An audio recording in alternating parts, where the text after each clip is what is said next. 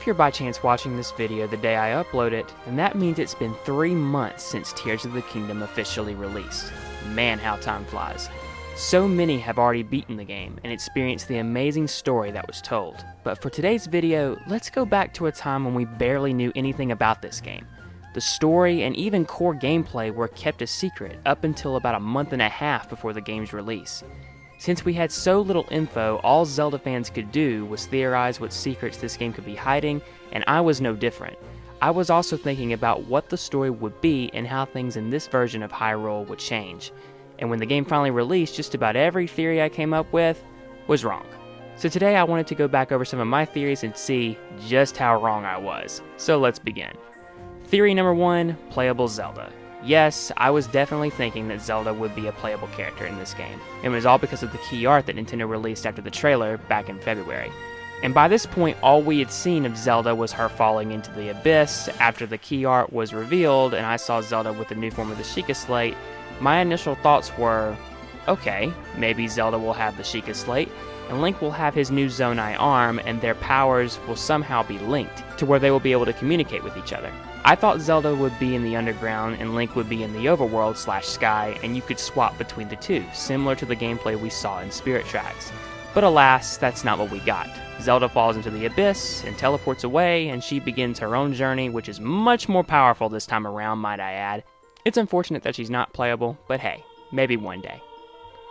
When we got the name reveal for Tears of the Kingdom, known then as Breath of the Wild 2, we got this shot of Link running and jumping off of a cliff. I theorized that this could possibly be Skyloft, and the reason why is because of what looked like gravestones atop this ledge. These stones looked very similar to the gravestones found in Skyloft's cemetery, but now we know this place as the Great Sky Island.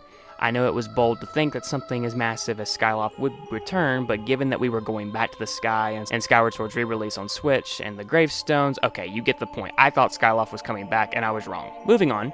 Another theory that I came up with right after the final trailer dropped, I theorized that the temple rising from the sands of Gerudo Desert was in fact the Arbiter's Grounds from Twilight Princess. The reason for that is because the Arbiter's Grounds are actually in Breath of the Wild, only they now lie decayed and beneath the sands.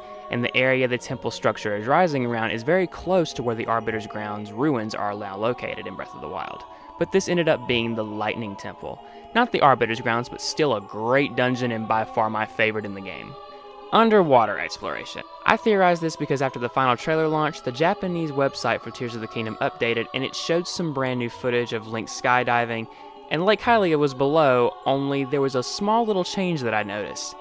There was a whirlpool now in Lake Hylia, and my first thought was, oh my gosh, we're actually going to get some underwater exploration, and no.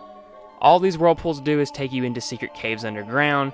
You do go under Lake Hylia, but you can't swim underwater like I thought maybe this was hinting at. So yeah, there was that, and I now feel very foolish for even thinking that that was even a possibility, considering that there was no underwater exploration in Breath of the Wild. And lastly, I theorized that this Ganondorf was the return of the Ganondorf we see in Twilight Princess. I thought this was him because of where the hand was sealing him. It's the very place where he was stabbed by the sword of the sages, and it's also the place where Link stabbed him with the Master Sword.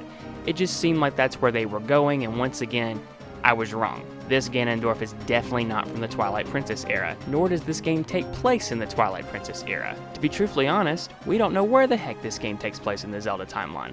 And I don't think Nintendo cares either. But anyways, those are the theories that I theorized while waiting for this massive game to finally release, and it's finally here and we can play it and enjoy it. Anyways, I want to thank you guys for watching this video. Let me know in the comments down below the theories you got wrong for Tears of the Kingdom. Thanks for watching again, and until the next video everyone, take care.